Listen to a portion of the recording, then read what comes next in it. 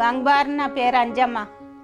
10 ఏళ్ళకి పెళ్లి అయింది. 13 ఏళ్ళు 14 ఏళ్ళలో పిల్లలు అయిపోయినారు. 4 పిల్లలు, 2 కొడుకులు, 2 వీడలు పుట్టిన దాకా మా అత్త మామ దగ్గరనే ఉన్నా. కూలి పనే చేసిన. మాకెంత భూమి లేకుండే, వాళ్ళతో జీతం ఉండి వీళ్ళతో జీతం ఉండి మస్తు తిప్పలతో బతికిన వాళ్ళం అన్నమాట. కాపాయతాకి కూలికి పోతే కలవర తీసుకొని కలిస్తే పొద్దంతా 1 రూపాయి ఇస్తుండ్రు. ఇంత మా నాయన వ్యవసాయం చేస్తుండే. ఈడవి మా మామవి భూమి లేకుండే కానీ మందితో కవులకు దానికి చేస్తుండే. వ్యవసాయంలో చేసిన కదా, నాకు అన్ని అనుభోగాలు వచ్చినాయి. మా అమ్మ చేస్తుండే. మేము రొట్టెలు చేసి జొన్నలు ఇసిరి చేసినాం కదా, అన్నట్లో మేము ఎదిగిపోయినాం అన్నమాట. 1 బర్రె, 1 ఆవు, 1 మేక, 1 కోళ్ళగా, 1 ఎద్దు మీద మేము 10 ఎకరాల భూమి సంపాదనం చేసి ఇప్పుడు 10 ఎకరాల మీద నా కొడుకులు 3 బోర్లు వేసి దునే పంటలు పండిస్తున్నారు. ఎరువు కావాలి.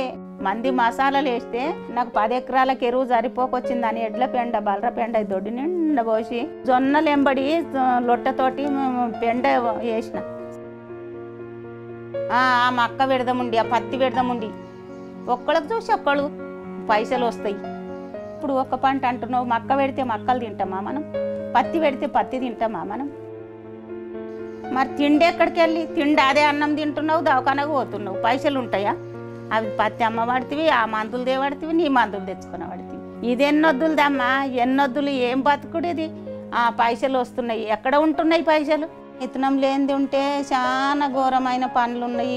ఎట్లా చేస్తారో ఏమో. ముందలోళ్ళకి తిప్పల చాలా ఉన్నది. తినకపోయే ఇన్ని రకాలు పెట్టుకోనాలే. అన్ని రకాల విత్తనాలు మన దగ్గర ఉంటాయి, అన్ని రకాల పంట మన దగ్గర ఉంటుంది, అన్ని రకాల తిండి ఉంటుంది, అన్ని రకాల మేత ఉంటుంది.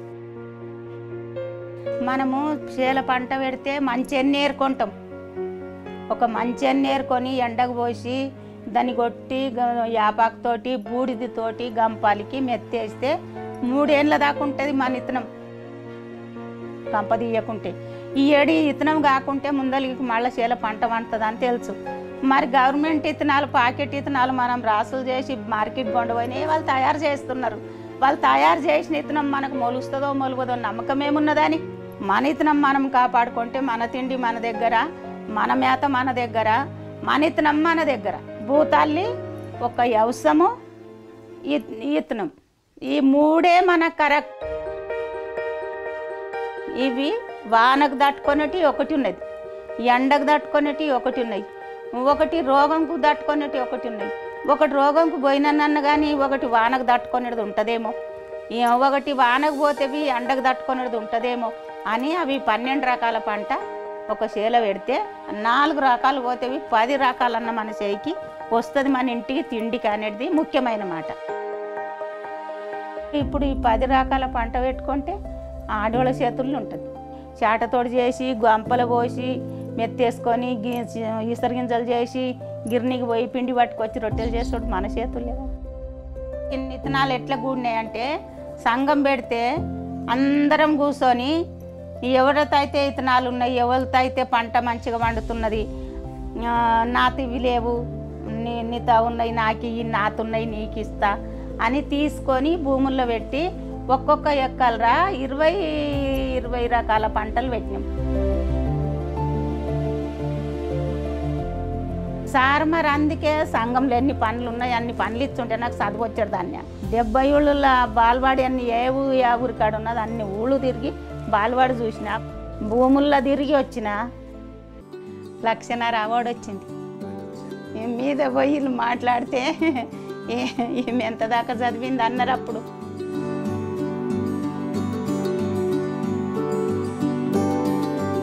గవర్నమెంట్ ఏం చేయాలి?